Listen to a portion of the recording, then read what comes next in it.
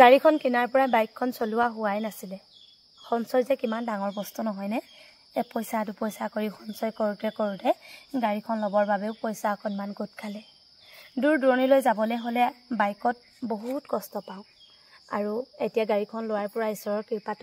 বহুতখিনি সুবিধা হৈছে আৰু আৰামদায়ক হৈছে জীৱনটো ঠাণ্ডা দিনকেইটা বৰকৈ কষ্টকৰ বাহিৰত থাকিলেও আমনি লাগে ভিতৰত সোমাই থাকিলেও আমনি লাগে ৰ'দত বহিলেও গৰম উঠে ঠাণ্ডাত বহিলেও বহুত ঠাণ্ডা লাগে সেইবাবে ভাবিছোঁ আজি অকণমান দুয়োটাই আমাৰ শদিয়াৰ চাপাখোৱা টাউনখনলৈ বুলি ওলাই যাওঁ আনহাতে এই কাপোৰযোৰ পিন্ধিলে মোৰ বহুত বেছি নিজকে ভাল লাগে যেতিয়া আমি নগাঁৱলৈ গৈছিলোঁ তৃতীয় দিনাখন মুনুবাই বৰ হেঁপাহত এঘণ্টামান সময় আমাৰ কাৰণে অপেক্ষা কৰি আমাৰ বাহঁতৰ ঘৰত সোমাইছিলেহি আৰু হাতত এই মোৰ কাপোৰযোৰ লৈ আহিছিলে মোৰ বাবে আৰু আজি সৈতে দুবাৰ পিন্ধিলোঁ এই কাপোৰযোৰ এতিয়া ঠাণ্ডা দিন গাড়ীত গ'লে যিহেতু গৰম গৰম লাগিব আনহাতে বাইকতে যাওঁ নে গাড়ীতে যাওঁ বুলি চুৱেটাৰটো নিপিন্ধাকৈ ওলাই আহিছোঁ ভিতৰৰ পৰা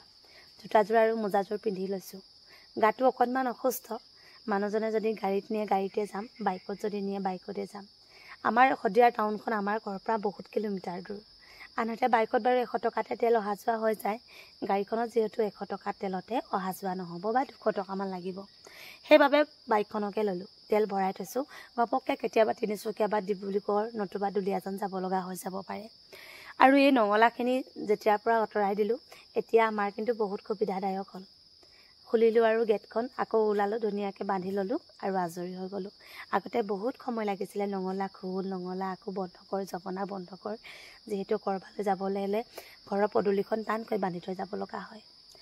আৰু আহি পাই গ'লোহি পোনপ্ৰথমতে ভৈৰৱীহঁতৰ ঘৰখনত চাহ টোপা নোখোৱাৰ আগতে ৰ'দলৈ চকী এখন আনি হাতত লৈ আহিছোঁ 1 প্লেট জলফাই কোনে কোনে বাৰু খাই ভাল পায় যিহেতু বতৰৰ ফল আকৌ অহা বছৰহে পাম 1 বছৰ অপেক্ষা কৰিব লাগিব দোকান বজাৰ ক'তো পোৱাই যিহেতু নাযায় সেইবাবে ধুনীয়াকৈ চকল কৰি কাটিলোঁ মই ভৈৰৱী আৰু মানুহজন তিনিওটাই খাম বুলি আৰু এনেকৈ ৰ'দত বহি টেঙাৰ জুতি কিন্তু ঠাণ্ডা দিনত খাবলৈ বৰকৈ ভাল আৰু এফালে অনুৰাগে ধুনীয়াকৈ নাচি আছে আনহাতে বাপেকে চকাকত লগাবা লগোৱা অকণমান অসুবিধা আছে নহ'লে মানে চুচৰিছে ঘৰলৈ আহিলোঁ আৰু এফালে অনুৰাগে ধুনীয়াকৈ ভাত পানী খাই হোমৱৰ্ক কৰি আছে মই ক'তো যোৱা নাই আমি এতিয়া যাম যে সেইকাৰণে ঘৰলৈ আহিলোঁ বুলি কৈছোঁ তুমি পঢ়া আৰু এফালে এতিয়া আকৌ মোৰ মানুহজনে ধুনীয়াকৈ কাম এটা কৰিছে দেই দেখাই আছোঁ ৰ'ব আমাৰ গেটখনৰ বোলে কি লগাইছা চকা পাৰিছা ঘূৰাইছোঁ আকৌ আৰু আমাৰ হৈ গ'ল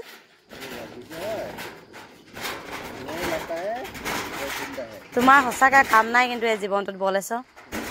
তোমাৰ অজস্ৰ কাম থাকে তোমাক মই এই কথাটো ক'লোঁ বোলে তুমি মানে ইয়াত লাগি গ'লাহি ইমান দেৰি তুমি কুন্দুলি চাংখন দিব পাৰা কাম নাইকিয়া কাম কৰি থাকিবলৈ জানা হয় নাই নহয় নেকি